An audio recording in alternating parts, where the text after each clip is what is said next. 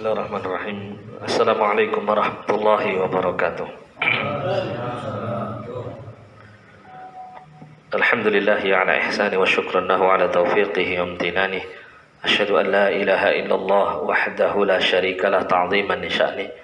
Wa asyhadu anna Muhammadan abduhu wa rasuluhu da'iyan ila radwani. Allahumma salli alaihi wa ala alihi wa sahbihi wa ikhwani amma ba'd. Ikhwani wa akhwati fillah rahimani wa rahimakumullah. Alhamdulillah, pada pagi hari ini kita kembali dipertemukan oleh Allah untuk melanjutkan pembacaan tafsir singkat mengenai surat-surat yang ada di dalam Quran juz 30. Kali ini kita masuk pada surat Al-Kautsar. Surat Al-Kautsar merupakan salah satu surat yang terpendek di dalam Al-Quran. Jadi surat yang terpendek dalam Al-Quran itu hanya terdiri dari 3 ayat. Ada 2 surat, surat Al-Kautsar dengan surat apa? Yang terdiri dari 3 ayat, surat Al-Kautsar dengan surat Al-Asr, ya, surat Al-Asr. Jadi 2 surat ini merupakan surat yang paling pendek di dalam Al-Quranul Karim. Al-Kautsar itu maknanya adalah al-khairu al-katsir, kebaikan yang banyak. Kebaikan yang banyak. Min maqasidis surah, di antara inti pembahasan surat ini adalah bayanu minnatillahi ala nabiyhi sallallahu alaihi wasallam bil khairil katsir wattifa' anhu. Jadi dalam surat ini Allah menjelaskan tentang karunia-Nya yang Allah berikan secara khusus kepada Nabi kita Muhammad sallallahu alaihi wasallam. Apa yang Allah karuniakan yaitu al-khair al-katsir, kebaikan yang sangat banyak. Waddifa' anhu, termasuk juga Allah memberikan kepada Nabi pembelaan atas kehormatan beliau, pembelaan atas agama beliau, dan semua jenis pembelaan untuk Nabi sallallahu alaihi wasallam, terkhusus kepada musuh-musuhnya. Dan kebaikan yang banyak ini maknanya luas ya. Dan di antara makna-makna kebaikan yang banyak, Allah memberikan kepada Nabi itu seperti contohnya Al-Quran. Allah memberikan kepada Nabi kedudukan maqam mahmuda, kedudukan yang terpuji. Termasuk juga di antara kebaikan yang banyak yang Nabi sendiri sampaikan adalah berkenaan dengan satu sungai atau satu danau yang nanti di hari kiamat itu disediakan oleh Allah untuk Nabi dan untuk umatnya, yang disebut dengan Nahrul Kautsar, sungai Al-Kautsar. Yang Nabi SAW menjelaskan tentang sungai ini, tuluhu ka'aradihi, panjangnya itu sama dengan lebarnya. Berarti bentuknya persegi begitu ya, seperti bentuk persegi. Kemudian jauhnya atau panjang atau lebarnya sungai itu adalah sejauh perjalanan 1 bulan, sangat besar sekali. Dan kemudian aniyatuhu adadus sama, gelas-gelas yang ada di sungai tersebut itu jumlahnya sebanyak bintang-bintang di langit, sangat banyak sekali. Kemudian disifati oleh Nabi sallallahu alaihi wasallam tentang sungai ini, ma'uhu ahla minal asal wa abyad minal laban. Airnya itu lebih manis daripada madu dan lebih putih daripada susu. Man yashrab minha lam yadhma abadan. Siapa yang bisa minum darinya, maka dia tidak akan pernah haus selama-lamanya. Kita bisa bayangkan dikala manusia itu dibangkitkan dalam keadaan matahari didekatkan di atas kepala mereka. Rasa panas yang luar biasa, dahaga yang luar biasa, kemudian diberi kesempatan untuk bisa minum air yang segar, yang dari warna airnya itu sangat menyenangkan orang yang meminumnya, dari rasanya pun juga sangat ya, manis ya. Kita tahu yang namanya kalau panas-panas terus kemudian minum es manis itu kan paling enak, baik esnya es degan, es teh atau es yang lain ya. Kalau sudah panas ya, minumnya minuman manis dan dingin itu luar biasa, kenikmatan yang luar biasa. Dan ada satu kelebihan lagi dikatakan Nabi, man yashrab minha lam yadhma abadan. Siapa yang minum dari sungai tersebut tidak akan haus selama-lamanya. Yang namanya rasa haus itu termasuk bagian daripada sesuatu yang mengganggu, sesuatu yang menyakitkan. Oleh karena itu nanti pada hari kiamat manusia, terutama orang-orang beriman, itu dihilangkan dari segala apa yang menyakitkannya, segala apa yang mengganggunya, segala apa yang mengusik kenyamanannya, itu dihilangkan oleh Allah SWT.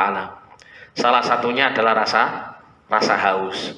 Jadi kalau Anda nanti ya, misalnya dimasukkan ke dalam surga oleh Allah, Anda itu kalau ingin minum itu bukan karena haus, tapi karena ingin menikmati kesegaran minuman tersebut atau menikmati kelezatan minuman tersebut. Termasuk juga nanti di dalam surga akan dihilangkan rasa lapar ya, dan juga rasa kenyang. Tidak ada lapar, tidak ada kenyang. Jadi kalau Anda makan itu berarti makan itu benar-benar ingin menikmati kelezatan makanan itu. Dan itu bisa berkali-kali gitu ya. Tidak ada batas untuk menikmati makanan dan minuman di dalam surga. Nah, ini diantara makna Al-Kautsar yang Nabi SAW sampaikan, yaitu diantaranya adalah nahrun ya, yaitu sungai yang ada di hari kiamat nanti. Allah sebutkan pada ayat pertama, Bismillahirrahmanirrahim, Inna a'tainakal kautsar. Sesungguhnya kami telah memberikan kepadamu, wahai Muhammad sallallahu alaihi wasallam, Al-Kautsar. Ya, inna atainaka ayyuhar rasul al-khairal katsir wa minhu nahrul kautsar fil jannah. Sesungguhnya kami telah memberikan kepadamu, wahai Rasul, kebaikan yang banyak, dan di antara kebaikan yang banyak itu adalah sungai Al-Kautsar di dalam surga. Allah mengabarkan kepada Nabi atas segala apa yang sudah Allah berikan kepada Nabi berupa karunia yang banyak. Setelah itu Allah perintahkan Nabi untuk beribadah kepadanya sebagai bentuk bersyukur kepada Allah atas nikmat dan kebaikan yang banyak yang sudah Allah berikan kepada Nabi. Allah mengatakan, fasalli li rabbika wanhar, maka salatlah untuk Tuhanmu dan sembelihlah hewan kurban. Jadi di antara ibadah-ibadah besar yang Allah Ta'ala perintahkan kepada Nabi secara khusus dan kepada kita semuanya secara umum dalam rangka mewujudkan syukur kita kepada Allah adalah dua ibadah ini. Yang pertama adalah ibadah mengenai sholat, dan yang kedua adalah mengenai kurban ya, penyembelihan hewan kurban. Ini merupakan ibadah yang agung ya. Ada juga yang menafsirkan bahwa sholat yang dimaksud di sini tidak sholat secara umum, tapi khusus sholat Idul Adha. Maka sholatlah kamu, yaitu sholat Idul Adha, dan kemudian menyembelih hewan kurban. Namun wallahu a'lam ya, lafadznya di sini disebutkan sholat secara umum sehingga maknanya mencakup semua jenis sholat, baik yang wajib maupun yang sunnah. Disebutkan di dalam Tafsir Al-Mukhtasar, fa'addi syukrallahi ala hadhihi ni'mah, maka penuhilah syukur kepada Allah atas nikmat ini. Jadi setiap kali kita mendapatkan nikmat, pilihan untuk kita merespon nikmat itu ada dua. Kita mensyukurinya, maka nikmat itu akan ditetapkan oleh Allah, dijaga oleh Allah, tidak dicabut dari diri kita. Bahkan Allah akan memberkahi dan memperbanyak kenikmatan itu. Atau pilihan yang kedua adalah kita mengkufurinya, mengingkarinya, tidak mensyukurinya, dan tidak menggunakannya untuk ketaatan kepada Allah. Maka nikmat itu akan dicabut oleh Allah Subhanahu wa ta'ala, dan Allah menggantinya dengan hukuman dan siksaan. Karena Allah sendiri mengatakan wa in ta'adzana rabbukum la in syakartum la azidannakum wa la in kafartum inna adzabi lasyadid. Ya, Tuhanmu telah mengumumkan kepadamu apabila kamu bersyukur maka aku akan tambahkan nikmat itu kepadamu, dan apabila kamu kufur ingkar maka sesungguhnya azabku sangat pedih. Jadi pilihannya cuma dua, tidak ada pilihan pertengahan atau pilihan yang ketiga. Orang itu kalau mendapatkan nikmat pasti kalau tidak dia bersyukur atau dia ingkar. Ya. Namun tiap-tiap dua hal ini, baik syukur maupun mengingkari nikmat, itu memiliki tingkatan-tingkatan. Ya, ada orang itu yang bersyukur yang tingkatannya paling rendah. Bagaimana tingkatan paling rendah ketika seseorang bersyukur atas nikmat? Yaitu dengan mengucapkan alhamdulillah. Ketika dia mendapat nikmat itu dia puji Allah SWT. Itu tingkatan paling rendah. Adapun tingkatan yang paling sempurna, seseorang bersyukur kepada Allah itu dengan menggunakan 3 potensi pada dirinya. Yaitu yang pertama, dia gunakan lisannya untuk memuji Allah, sekaligus mengakui kenikmatan itu adalah berasal dari Allah. Kemudian yang kedua, dengan hatinya betul-betul yakin bahwa nikmat itu datang dari Allah, tidak semata-mata dari hasil usahanya, dan dia mencintai Allah dengan sepenuh hatinya. Ya, karena tabiat manusia itu kalau orang diberikan kebaikan itu dia akan mencintai pihak yang memberi kebaikan. Ya, kalau Anda misalnya berbuat baik kepada kawan Anda, maka kawan Anda akan suka dengan Anda. Ya, itu sudah menjadi hal yang menjadi tabiat. Nah, kalau tiap manusia bisa mencintai yang lain atau menyukai yang lain itu karena kebaikan-kebaikannya, nah apalagi kita dengan Allah Subhanahu wa taala. Dari ujung rambut sampai ujung kaki, ya, Allah itu mencurahkan kenikmatan kepada kita dengan nilai yang luar biasa dan jumlah yang sangat banyak. Ya, nilai nikmat yang Allah berikan itu tidak bernilai. Ya. Misal ada orang yang mau membeli kepala Anda, saya beli kepalamu 1 miliar, mau Anda jual kepala Anda? Ya, gimana caranya jual, Ustaz? Kepalaku tak kekno hilang, sudah mati saya, begitu ya. Katakanlah mata Anda dicongkel, Anda dikasih duit 100 juta. Kira-kira mau enggak? Saya kira enggak mau ya. Kalau ada yang mau berarti dia orang yang sudah sangat-sangat susah. Sampai rela menjual salah satu matanya. Artinya nilai nikmat yang Allah berikan kepada kita ini sangat besar. Dan jumlahnya tidak terbatas. Makanya Allah sampai mengatakan, ya, wa in ta'uddu ni'matallahi la tuhsuha. Jika kamu berusaha untuk menghitung-hitung nikmat Allah itu, kamu tidak akan mampu untuk menghitungnya. Pernah ada orang soleh terdahulu itu berusaha untuk menghitung salah satu sisi nikmat Allah yang menghasilkan 20.000 nikmat. Dia pernah berusaha untuk menghitung tarikan nafasnya. Mbok piye cara ngitungnya? Jenengan bisa ngitung nafas. 1 menit saja sudah nemu berapa kali jenengan nafas ini. Nah, itu luar biasa, menunjukkan orang ini kesungguhannya luar biasa. Jadi secara manual gitu ya, dia menghitung nafasnya itu ternyata dia mendapati setiap hari itu 20.000 kali dia nafas. 20.000 kali. Ya. Itu dari sisi nikmat nafas, belum dari sisi nikmat yang lain. Ya. Dari sisi nikmat nafas yang kadang kita bernafas pun juga tidak sadar atau tidak merasa. Merasanya kalau kena COVID itu paru-parunya sudah diserang gitu ya, sudah mengkis-mengkis gitu. Itu baru merasakan bagaimana nikmat bernafas. Jadi nikmat Allah sangat banyak. Nah, disitulah ya selayaknya kita bersyukur kepada Allah. Dengan lisan kita mengatakan ini nikmat Allah dan kita ucapkan alhamdulillah, segala puji bagi Allah yang telah memberikan nikmat itu.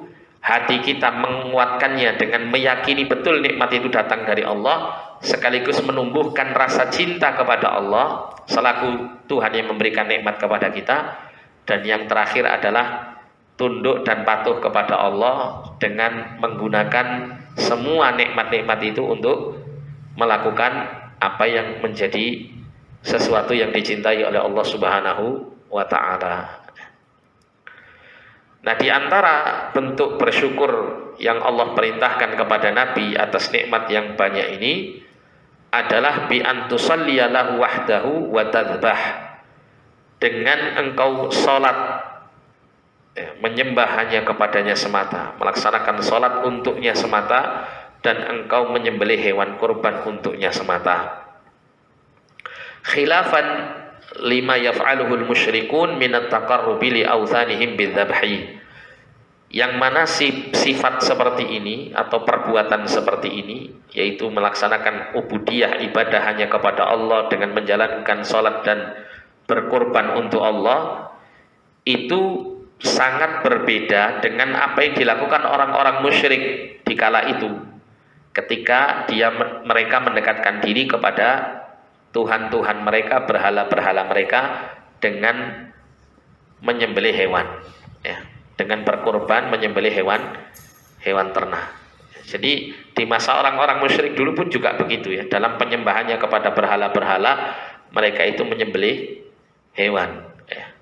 Ini menunjukkan bahwa penyembelihan hewan itu satu ibadah yang agung. Makanya kalau kita lihat, ya, hampir semua agama itu ada perintah untuk memberikan persembahan seperti penyembelihan hewan ini, ya. Cuman kalau di dalam Islam, ya, penyembelihan hewan kurban itu yang sampai kepada Allah bukan darah dan bukan dagingnya, ya. Jangan seperti orang musyrik, kalau dia menyembelih hewan kemudian daging dan darahnya itu dipersembahkan kepada sesembahannya, dia tidak mengambil, tidak memakannya, karena ini sudah diberikan kepada sesembahannya. Seakan-akan sesembahannya itu butuh dengan apa? Sesajen kurbannya tersebut. Padahal tidak demikian, ya. Allah Subhanahu wa ta'ala itu mengatakan la yanalallaha luhumuha wala dima'uha walakin yanaluhu taqwa minkum. Yang sampai kepada Allah itu bukan darah dan bukan dagingnya, karena dagingnya itu sampai kepada orang yang berkurban, dan orang-orang yang mendapatkan daging kurban itu sebagai hadiah atau sedekah dari pengkurbannya, ya. Tapi yang sampai kepada Allah itu adalah ketakwaan kalian kepada Allah Subhanahu wa ta'ala, itu yang sampai, ya. Perwujudan perintah Allah kepada kalian itu yang akan sampai kepada Allah. Itulah yang menjadi nilai ibadahnya kepada Allah Subhanahu wa ta'ala.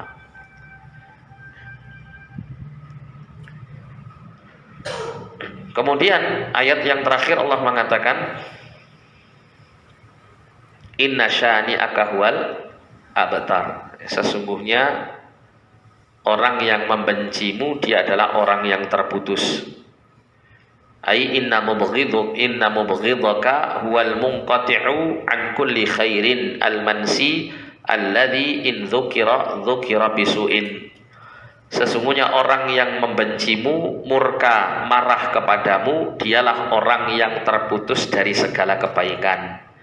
Al-mansiyu, yang dia nanti akan dilupakan, yang mana jika disebut namanya, kalaupun orang itu ingat dengan nama orang tersebut, maka dia pasti akan disebut dengan keburukan-keburukannya. Jadi ayat ini turun mengenai Nabi SAW yang ketika itu wafat anak-anak laki-laki beliau. Jadi beliau memiliki beberapa anak laki-laki, tapi semuanya meninggal dunia dalam keadaan masih kecil. Nah, orang-orang Arab itu mereka punya pemahaman bahwa jika seorang lelaki yang punya keturunan laki-laki terus kemudian keturunannya itu meninggal dunia, maka tidak akan ada lagi yang melanjutkan nasabnya. Sudah tidak ada lagi yang menyebut-nyebut namanya, karena kebiasaan orang Arab itu kalau nyebut nama orang itu mesti nyebut nama bapaknya. Nyebut nama orang itu mesti nyebut bapak dan kakeknya, bahkan demikian, ya. Seperti misalnya seseorang menyebut nama ya. Hamid misalnya, Hamid bin Saleh bin siapa nama gitu. Kadang juga disebutkan marganya, ya. Hamid bin Saleh Al-Amudi misalnya gitu ya.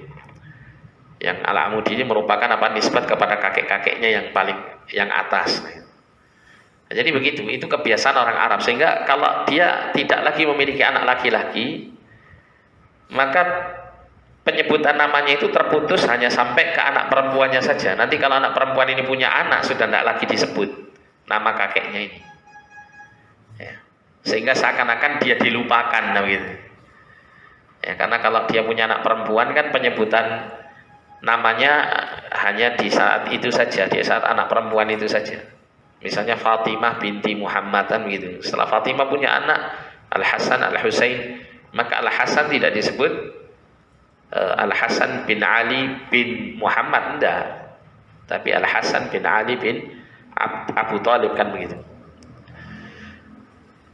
Nah, sehingga penyebutan Nabi SAW itu terputus, yang pada akhirnya lambat laun akan dilupakan oleh manusia.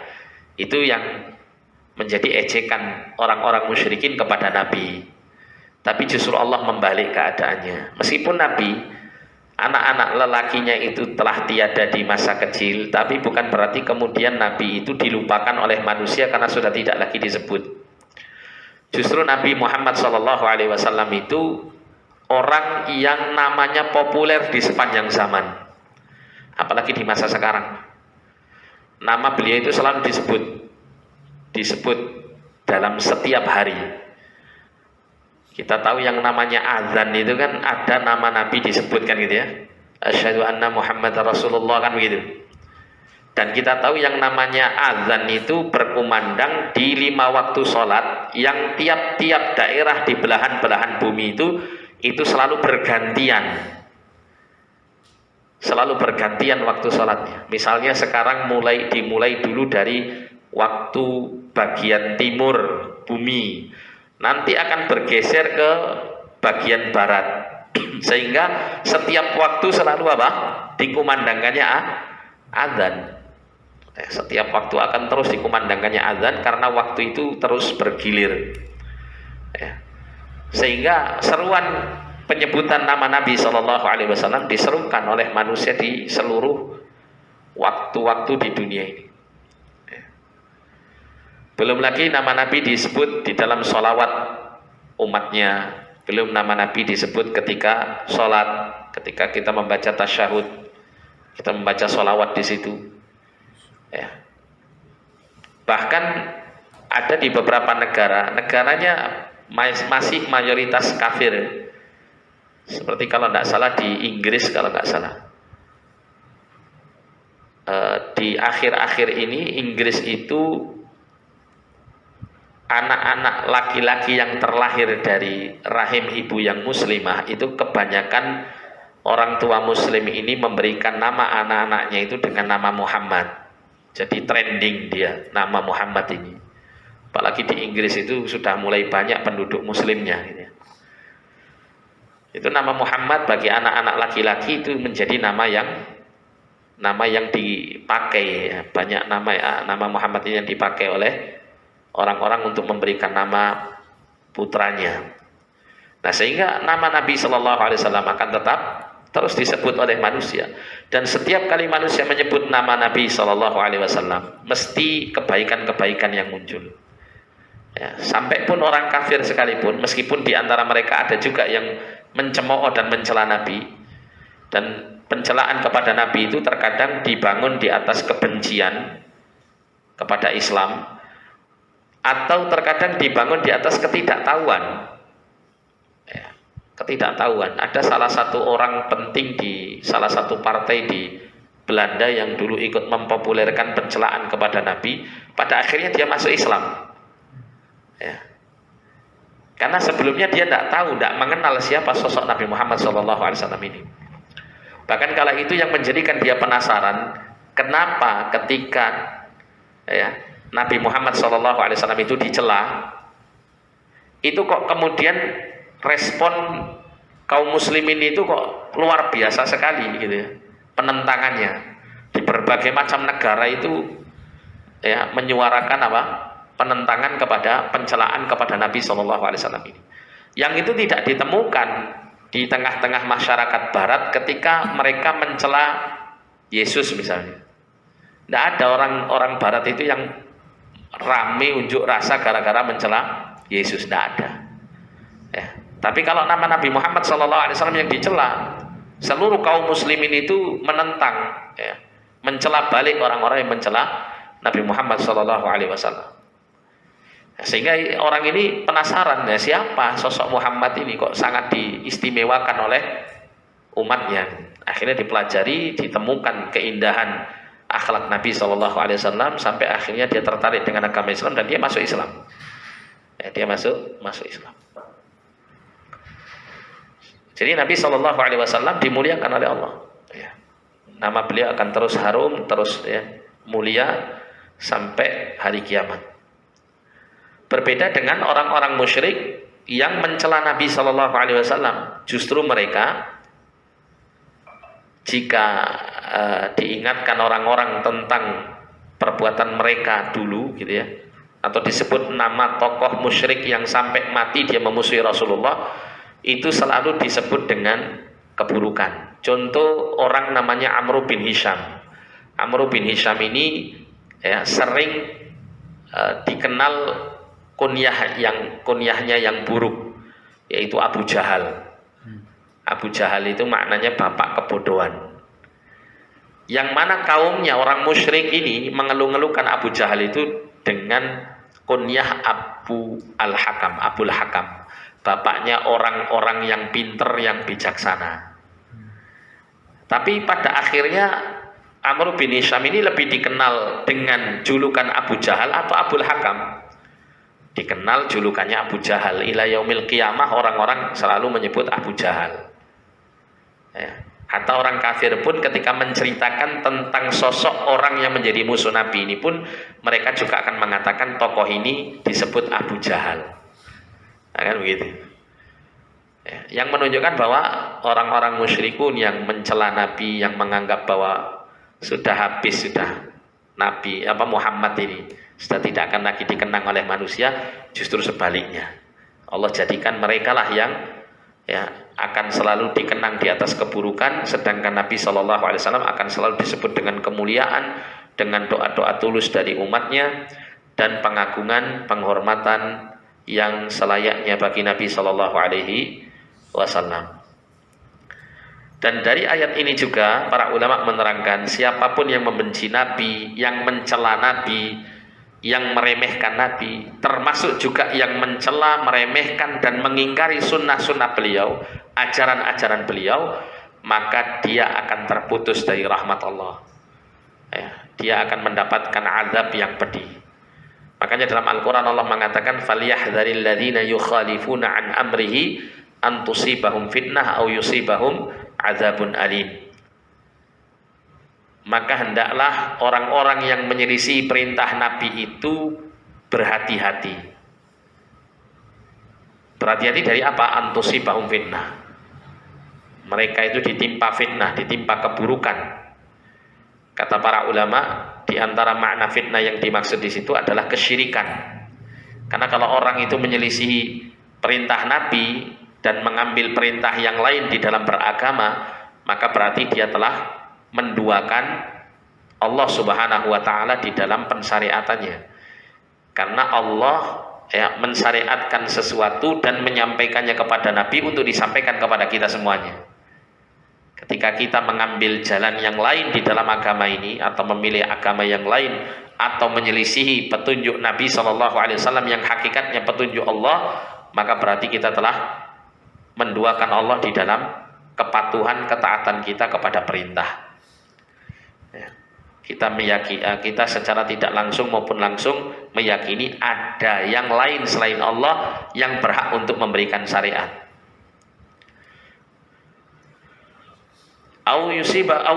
Yusibahum adzabun alim, atau ditimpa atas mereka azab yang pedih. Ya. Bahkan banyak sekali kisah-kisah nyata ya mengenai orang-orang yang semasa hidupnya itu mencela sunnah Rasulullah. Pernah ada salah satu kisah yang diterangkan dalam kitab tentang balasan Allah yang bersifat kontan kepada orang yang mencela sunnah Nabi Shallallahu Alaihi Wasallam atau hadis Nabi Shallallahu Alaihi Wasallam. Pernah di satu majelis seperti kita begini ya, kajian begini, ada seorang syekh menerangkan tentang satu hadis. Idza staiqadha ahadukum min naumihi ya, fala yaghmis yadahu fi ina'in ya, falyaghsilhu thalathan ya, fa innahu la yadri aina batat yadahu, atau kama qala sallallahu alaihi wasallam. Jadi Rasulullah sallallahu alaihi wasallam pernah mengatakan, apabila salah seorang di antara kalian itu bangun dari tidur malamnya, maka janganlah dia memasukkan kedua telapak tangannya ke dalam bejana yang berisikan air sebelum dia mencuci kedua telapak tangannya itu 3 kali. Kenapa? Karena Nabi ya, fa innahu la yadri aina batat yadahu. Karena dia tidak tahu di mana tangannya itu bermalam ketika tidur. Maksudnya apa? Dia tidak tahu ketika tidur itu dia megang apa. Dia garuk-garuk yang mana gitu ya. Di tempat yang kotor, yang najis, ataukah di tempat yang bersih. Itu nggak sadar orang, sehingga dia selayaknya cuci dulu ya telapak tangannya, baru digunakan untuk mengambil air di dalam bejana. Jadi mungkin dengan pancuran atau dengan mengambil gayung gitu ya, menciduk air terus kemudian dicuci 3 kali, baru air tangan itu boleh dimasukkan ke timba yang ada airnya, kalau misalnya wudhunya dengan cara begitu. Nah, ada salah seorang itu yang kemudian nyeletuk begini, ana adri aina batat yadi. Saya tahu kok di mana tangan saya ini bermalam. Maksudnya apa? Ingin menolak hadis Nabi, menentang hadis Nabi. Maka setelah itu, keesokan paginya ketika dia bangun dari tidur, wal'iyadzubillah, jadi salah satu telapak tangannya itu masuk ke dalam lubang duburnya itu sampai pergelangan tangan. Tidak tahu piye carane kok bisa masuk, tapi itu terjadi. Itu salah satu. Ada beberapa kisah banyak ya tentang hal ini, tapi salah satunya itu ya, karena menolak hadis Nabi. Kalau misal orang itu belum bisa mengamalkan, tidak usah ditolak, diterima saja, dia diimani saja. Tidak usah sampai kemudian komen dan menolak hadis Nabi Shallallahu Alaihi Wasallam. Karena Allah mengatakan inna syani'aka huwal abtar. Sesungguhnya yang membencimu dan membenci ajaranmu, dialah orang yang terputus dari rahmat Allah Subhanahu wa Ta'ala. Nah, saya kira cukup ini yang bisa kita baca pada kesempatan yang mulia ini. Mudah-mudahan ada guna dan manfaatnya. Insya Allah pertemuan berikut kita masuk surat yang berikutnya, yaitu suratul Ma'un. Kita tutup dengan doa kafaratul majelis. Subhanakallahumma bihamdika asyhadu an la ilaha illa anta astaghfiruka wa atubu ilaik. Wa sallallahu ala nabiyina Muhammadin wa ala alihi wa sahbihi wa sallam. Alhamdulillahi rabbil alamin. Wa lafu minkum. Assalamualaikum warahmatullahi wabarakatuh. Waalaikumsalam.